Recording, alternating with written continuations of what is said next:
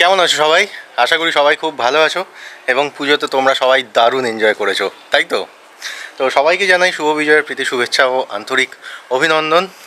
তোমরা সবাই জানো যে পুজোর জাস্ট আগে একটা নতুন বাংলা সিনেমা রিলিজ হয়েছিল, কর্ণ সুবর্ণের গুপ্তধন। এবং এই যে থ্রিলার সিকুয়েল, এর আগের দুটো মুভিও আমি দেখেছিলাম, যেগুলো হচ্ছে দুর্গেশকরের গুপ্তধন এবং গুপ্তধনের সন্ধানে। তো সেই কারণে আমার এই যে থার্ড মুভিটা এই সিকুয়েলের, এটা দেখারও প্রচণ্ড ইচ্ছে ছিল। এবং সেই কারণেই গতকাল অর্থাৎ 8ই অক্টোবর শনিবার চলে গেছিলাম শেওড়াফুলির উদয়ন সিনেমা হলে। তো সিনেমাটা কেমন লেগেছে সে বিষয়ে তো কথা বলবোই, তার আগে একটু সিনেমা হলটা সম্পর্কে বলি। তো উদয়ন সিনেমা হল রয়েছে শেওড়াফুলি স্টেশনের খুব কাছেই। শেওড়াফুলি স্টেশন থেকে 2 থেকে 3 মিনিটের হাঁটা পথের দূরত্ব এবং একদম জিটি রোডের ওপরেই। তো একদম মেন গেট দিয়ে ঢুকলেই ডান দিকে দেখতে পাবে তোমরা বক্স অফিস রয়েছে এবং সেখানেই দেখলাম যে একসঙ্গে 3টে সিনেমা চলছে, কাছের মানুষ, বিক্রম ভেদা আর কর্ণ সুবর্ণের গুপ্তধন, যেটা আমি দেখেছি। আর এই সিনেমা হলটা কিন্তু অনেক পুরনো, দেখতেই পাচ্ছ 1946 সালে তৈরি হয়েছিল, মানে প্রায় 76 বছর, স্বাধীনতারও আগে। ভেবেছিলাম ভিড় খুব একটা হবে না, কিন্তু গিয়ে দেখলাম যথেষ্ট ভিড় হয়েছে। তোমরা সকলেই নিশ্চয়ই জানো যে কোভিড পরিস্থিতিতে এবং কোভিড পরবর্তী সময় সিনেমা হলগুলো প্রায় 1.5 বছর টানা বন্ধ ছিল এবং যে কারণে বেশিরভাগ সিনেমা হলই প্রবল আর্থিক সমস্যার সম্মুখীন হয়। এবং বিশেষ করে যে ছোট সিনেমা হলগুলো, মানে যেগুলো সিঙ্গেল স্ক্রিন যে সিনেমা হলগুলো ছিল, তাদের মধ্যে অনেকেই কিন্তু সেই আর্থিক সংকট কাটিয়ে উঠতে পারেনি এবং তাদের মধ্যে অনেক সিনেমা হল পশ্চিমবঙ্গ তথা ভারতবর্ষব্যাপী কিন্তু বন্ধই হয়ে গেছে। কিন্তু তা সত্ত্বেও এই উদয়ন সিনেমা হল, যেটি সম্পূর্ণরূপে একটি বাঙালি পারিবারিক উদ্যোগে চলে, তারা কিন্তু সমস্ত বাধা বিপত্তি কাটিয়েও শ্রীরামপুর, শেওড়াফুলি এবং পার্শ্ববর্তী অঞ্চলের মানুষজনের বিনোদনের ব্যবস্থা কিন্তু করে চলেছে কন্টিনিউয়াসলি। তো ওনাদের এই উদ্যোগ কিন্তু সত্যিই প্রশংসনীয়। আর তোমরা এখানে যারা নিজেদের মোটরসাইকেল বা স্কুটার নিয়ে আসবে, তাদের কিন্তু কোনো সমস্যা হবে না, কারণ এখানে রয়েছে কভার্ড বাইক পার্কিং, দেখতেই পাচ্ছ। আর এই পার্কিং কিন্তু ফ্রি নয়, এখানে বাইক বা স্কুটার পার্ক করার জন্য তোমাদের 15 টাকার ফিস দিতে হবে। আর এই উদয়ন সিনেমা হলের সঙ্গেই রয়েছে দ্য গ্র্যান্ড ট্রাঙ্ক ক্যাফে।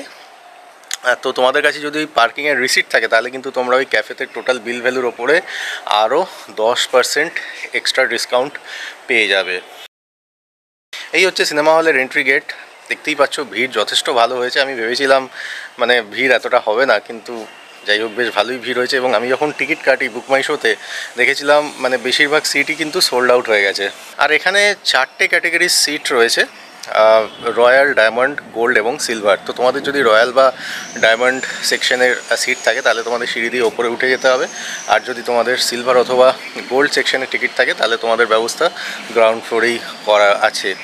এবং সিঁড়ি দিয়ে ওপরে ওঠার সময় সিঁড়ির দুপাশে দেখতে পাবে বেশ সুন্দর সুন্দর কিছু পোস্টার এবং ছবি রয়েছে, মানে ইন্টারগেট ডিজাইন কিন্তু দারুণ সুন্দর। আর সিঁড়ি দিয়ে ওপরে উঠেই ফার্স্ট ফ্লোরে দেখতে পাবে একটা ছোটো কাউন্টার আছে, সেখান থেকে তোমরা স্ন্যাক্স এবং কোল্ড ড্রিঙ্কস নিতে পারো।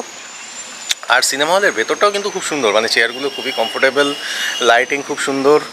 আর ওদের যে স্ক্রিন কোয়ালিটি এবং যে অডিও কোয়ালিটি, সেটাও কিন্তু খুব সুন্দর, মানে কোনো বড় মাল্টিপ্লেক্সের থেকে কম কিন্তু কিছু নয়, অন্তত আমার তো এক্সপিরিয়েন্স সেরকমই বলছে।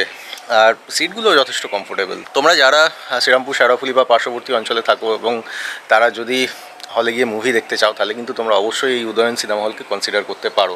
চলো, সিনেমা হল সম্পর্কে তো বেশ কিছু কথা হলো, এবার আসি সিনেমাটার কথায়। তো তোমাদের যেরকম বললাম যে এই সিকুয়েলের আগের দুটো সিনেমা, মানে দুর্গেশকরের গুপ্তধন এবং গুপ্তধনের সন্ধানে, দুটো সিনেমাই আমি দেখেছি।